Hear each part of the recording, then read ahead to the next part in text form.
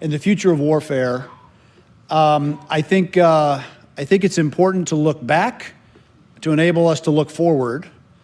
And let's start where we are right now.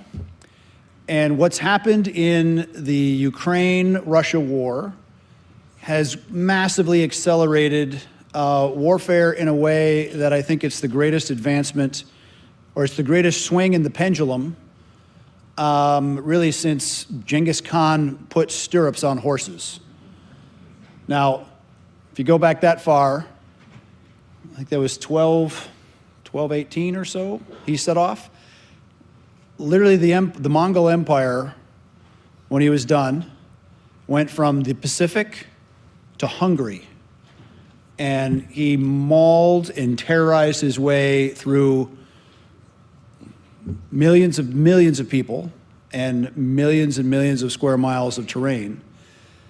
What stirrups on horses did is it allowed, instead of walking into battle or riding and having to get off and fight dismounted, it allowed people to stand up in the saddle, engage at a high rate of fire with a bow and arrow while riding forward and also riding backwards. And so now you could, war so accelerated, instead of moving at 3 to 5 miles an hour, now you could move at 20 and 30 miles an hour. And the Mongol armies, of course, when you moved to the 150,000 people, soldiers, each of them had 3 horses.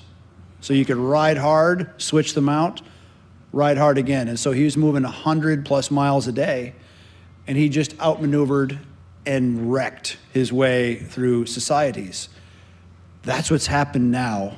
You haven't seen the full effects yet, but I'm telling you that level of change and black swan event is possible. Because what's happened in Ukraine, when the Russian army rolled in February of 2022, I say the only smart thing that Zelensky did the entire war is he opened up the armories of Ukraine to the citizens. And the citizens took up arms and defended their country, whether it's a rocket-propelled grenade, an anti-tank missile, a sniper rifle, whatever that was. But the citizen innovation stopped them. And then the innovation really started. If you think about Ukraine, was probably responsible for 40 to 50% of the science and weapon innovation of the Soviet Union. Why? Because Ukraine was on that east-west rub point, and you had a lot of European influence in Ukraine. Aircraft engines, rockets, precision missiles, ballistic missiles, all came from Ukraine. And so now you had desperate people trying to defend their area, and we're not going to wade into the politics of the Ukraine war. I'll get to that at the end with questions. So I'm going to talk for about a half an hour, and we'll do Q&A at the end.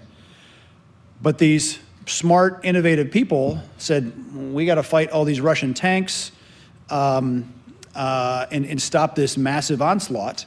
So they started taking hobbyist drones, and they first started with grenades, maybe the actual grenade of an RPG, the shape charge that you can drive into a tank and clack it off. And now it's to this point where they take a 3D printer, print a canister about this size with a copper cone on the end.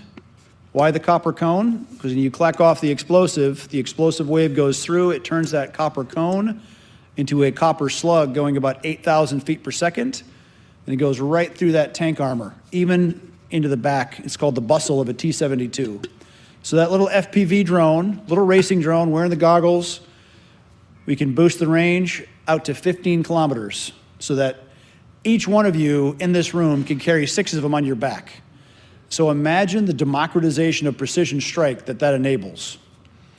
And it's cheap, right? You take a $500 to $800 drone, you lobotomize, you put some different software in it, 3D print the canister, and also you have an extra shell that you fill with steel shot.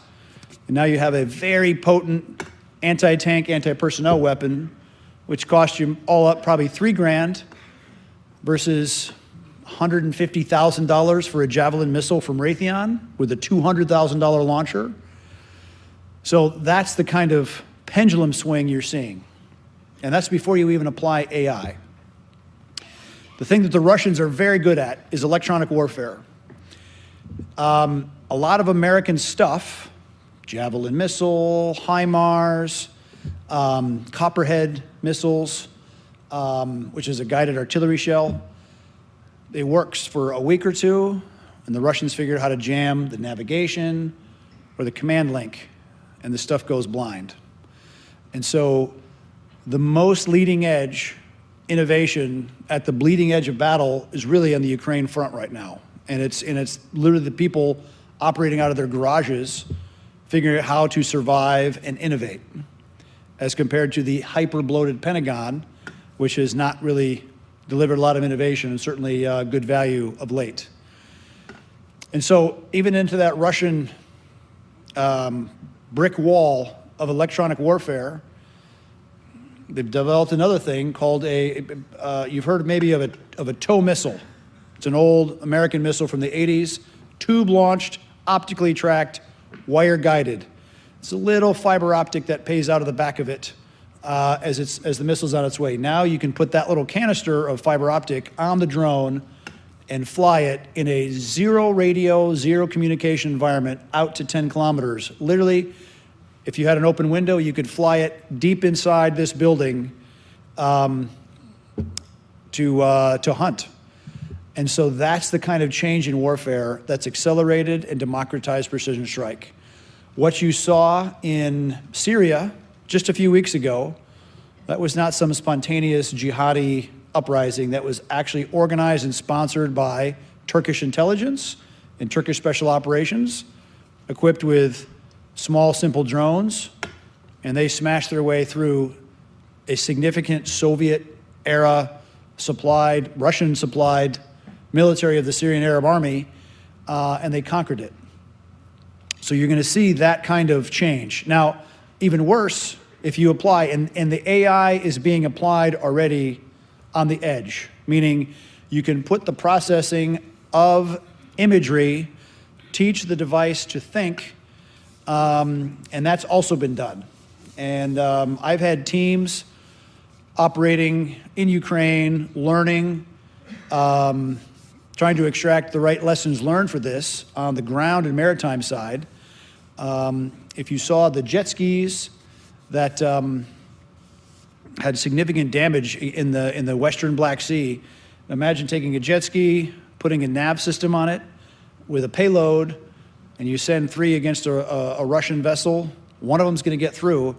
It's a significant value payback for the cost of doing those jet skis. And now, literally, that AI is put onto effectively water drones like that, or aircraft or small drones, meaning you can give it an image capture where you teach it to drive to a certain area and look to say, that's a truck, that's a tank, that's a ship, and at that point, the jet ski, whatever the device is on its way. It's thinking for itself, guiding itself in for the kill. So what does this mean to modern warfare? It means our trillions of dollars of installed capacity of U.S. stuff is in high danger of being obsolescent. Anything that can be located can be targeted by not tens, but hundreds of devices. And, quantity has what did Stalin say? Quantity has a quality all its own. You throw enough low-cost missiles at it, it really becomes a problem. As you've seen in the Red Sea, you have the Houthis, a Iranian-sponsored Shia surrogate operating right along the coast on the Red Sea, one of the major shipping ways. And they've been shooting suicide drones, cruise missiles, even ballistic missiles at ships, dozens, hundreds of ships. The U.S. Navy acknowledges that they have fired $1 billion worth of U.S. missiles at those incoming devices to try to shoot them down. That's a false number. It's more like 4 or 5 billion, because the Navy accounts for what they bought it for back in 1995, not what they have to replace it for in 2025 or 2028 by the time the vendor would actually deliver. So you have a huge asymmetry Iranians, through the Houthis, are shooting a $20,000 drone at our billion-dollar warship.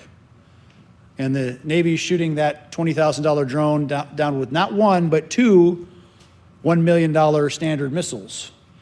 And so it really speaks to the value of some new leadership at the Pentagon, because we are really on the wrong path in terms of procurement and mentality and discipline. A tragedy happened even a couple weeks ago where the Navy shot down one of its own airplanes. Did you hear about that? Well, not only did they shoot one down, having shot the first one down, they fired missiles at the second guy. He saw the missiles launch. I saw the message traffic from him, and he got on the afterburner and got away, and the missile ran out of juice and hit the water underneath him. Again, and those aircraft were not far off flying some patrol. They were literally in the traffic pattern, both of them on final approach to land on the carrier, and the Navy still shot down their own stuff. So the misalignment of the Pentagon and the adriftness of discipline, recruiting, the diversity, equity, inclusion stuff is really distracted from the Navy or the military focusing on lethality and merit, and I'm optimistic that Secretary Hegseth is going to push hard to put them back on track.